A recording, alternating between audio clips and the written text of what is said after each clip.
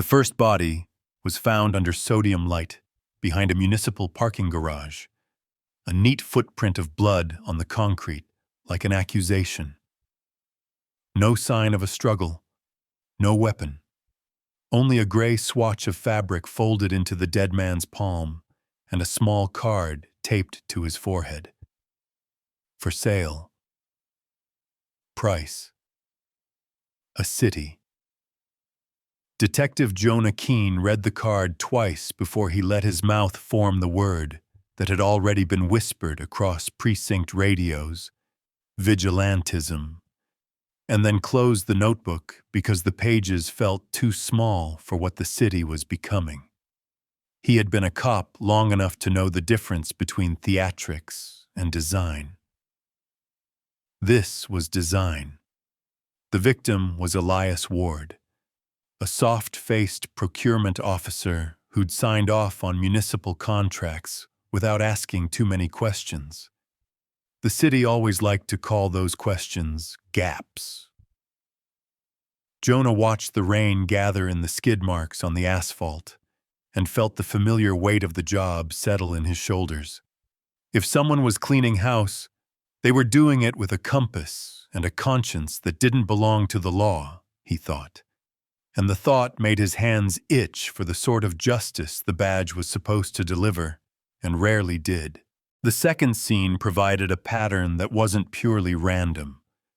The victim, a mid-level zoning official named Marla Vance, had been found in her own car, doors locked, a gray swatch tucked over the steering wheel like a puckered handkerchief. The card this time quoted a line from a judicial opinion about unclean hands, and included an address. Jonah followed the address to a pod of empty lots on the edge of the riverfront, where developers had planned luxury condos that would swallow a low-income neighborhood. He spoke to families who still kept their furniture wrapped in plastic, and to community organizers who called the developers hungry men with maps.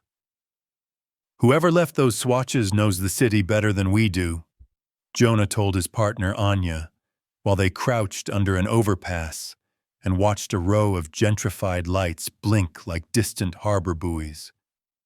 "They're picking people who enabled harm." Anya frowned at the evidence board they were building on the precinct wall. Photos, receipts, a map with red yarn, targets, timelines, a logic. "So what's the message?" she asked. Jonah touched the card with a gloved finger and read aloud the small scrawl at the bottom. "Shades of accountability." "They want labels peeled back," he said. "They're not just punishing. They're teaching." The city responded the way cities always did to clean, moral spectacles, with a thirst for narrative.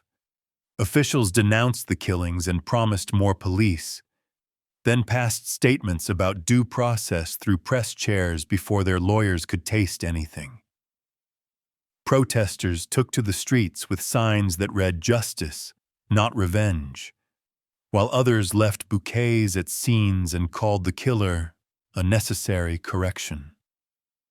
Jonah moved through all of it like a man collecting breadcrumbs he wasn't sure if he wanted to follow. He interviewed the families of the fallen and watched for tremors in their stories. A verdict here, a pay-to-play scheme there, a contract doubled in price. He traced signatures and timestamps and found one common thread. The city's procurement had been a ladder of favors. The swatches seemed chosen for their austere neutrality, a gray that could pass for nothing and everything. And Jonah imagined a theater where the killer draped a curtain and then stepped back to watch which players moved and how. He thought often, in the lonely hours when he was writing reports, law isn't always the vehicle for justice. Sometimes it's just the road the powerful use to get where they want to go.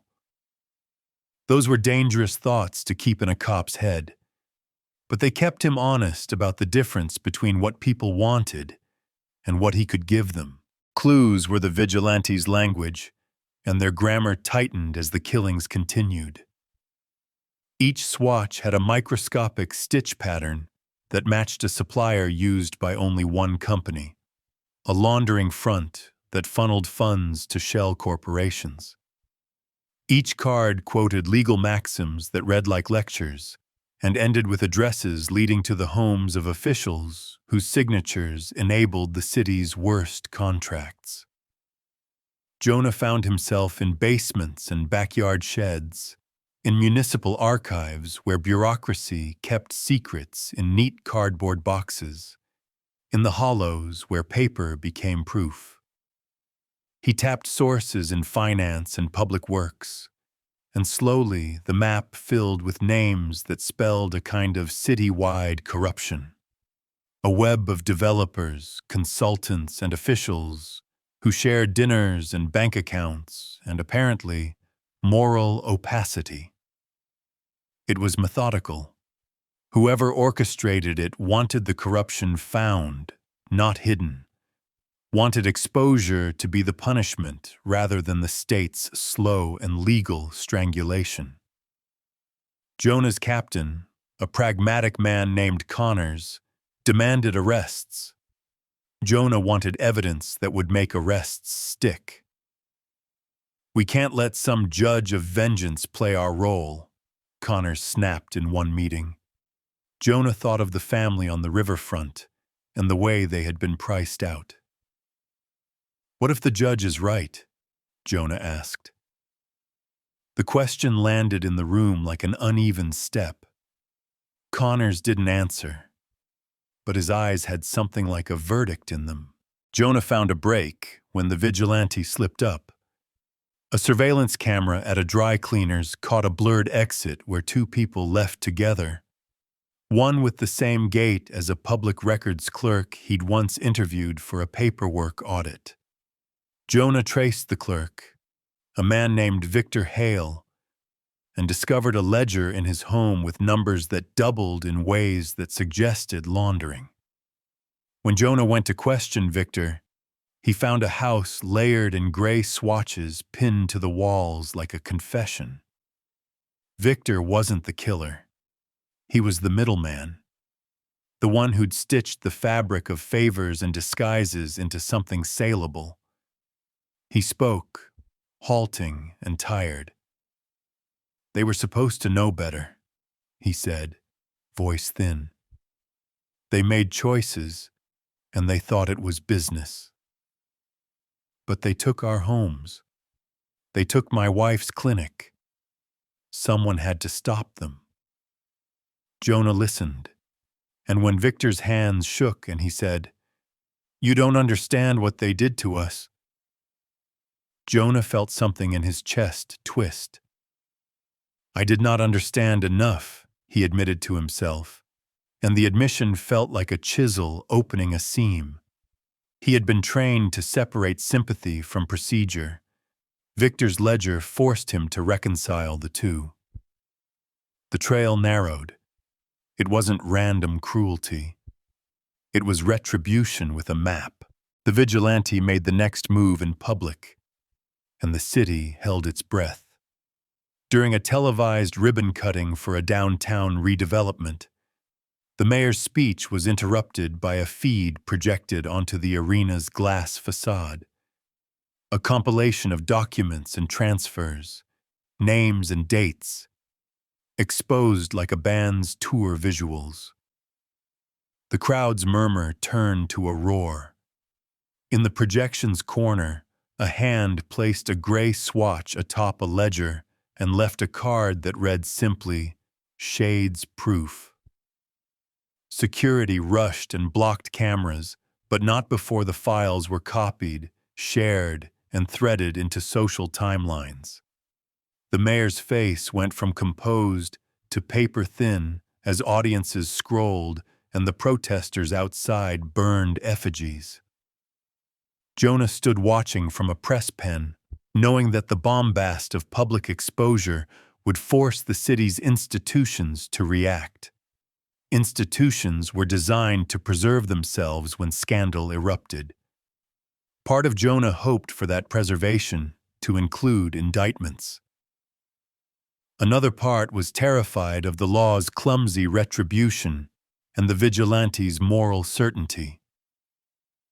"If they keep exposing, we will have to act on what we see," he told Anya, and she said, "We already are."